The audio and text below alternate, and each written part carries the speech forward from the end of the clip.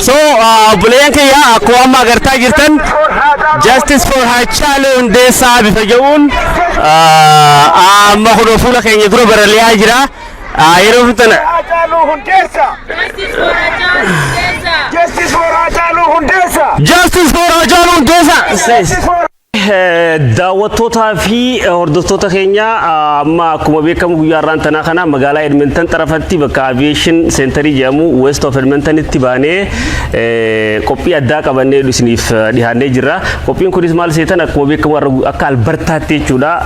Magaalaa Edmonton, Calgary, Grand Prairie, Fort Mac fi Red Deer akkasumas naannoo adda addaatirra Oromoon irra walitti dhufte guyyaa guutuu sagalee uummata Oromoo biyya keessatti cunqurfamaa jiru ta'uudhaan bifa addaa fi hedduu miidhagina taheen hiriira geggeessanii sagalee uummata Oromoodhaaf biyyatti cunqurfamaa jiru ta'anii deebi'anii jiranii.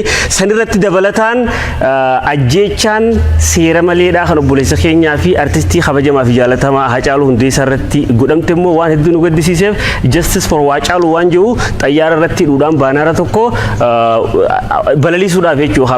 Akka baru taasisuudhaaf kanatti aansinee deemnaa. Qophii keenya kattaa nu asumaan nu hordofaa isiniin jennaa. Ulfaadhaa hoyyama galatooma.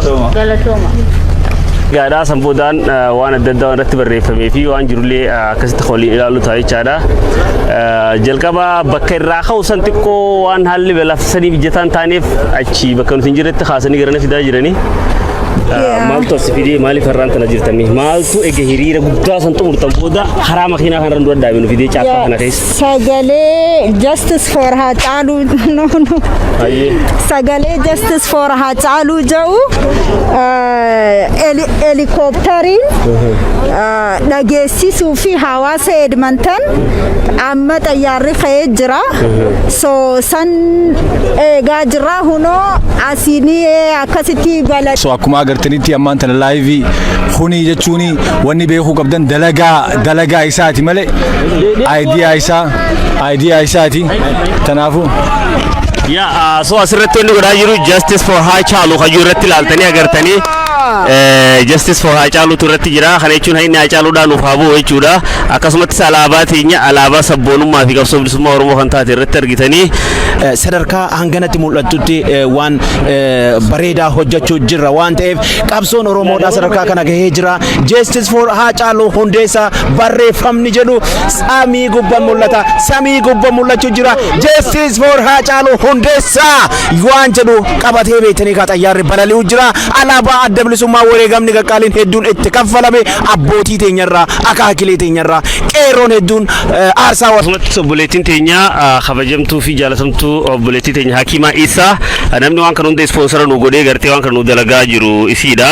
Obboleettii teenya illee hedduu asumaan ulfaadhu galatoomii ennaan isin hundi illee ilmaan Oromoodhaa kan jirtan nuuf galatoofadhaadha. Intalti ijoollee Finfinneeti ani guyyuma eeguma Haacaaluun deen Oromummaati jabaree itti san dura uumaan itti fakkaattu itti nutti hidhamtee afaan Amaaraa malee illee dubbattu galatoomii jaan asumarraani. Achuu qabnaa waan barbaannu galmaan geenyu malee akka hedduuban deebinee abdii qabnaa. Qeeroon biyya keessaatis waan kana hunda ammoo hordofaa jirtanii internet illee isin gallaqifamee jira. Uummanni Oromoo ka biyya alaa keessa jiru rafaan jiru waan barbaadame hunda irratti hojjechaa jirra. Isin cinaa jirra jabaadhaadha.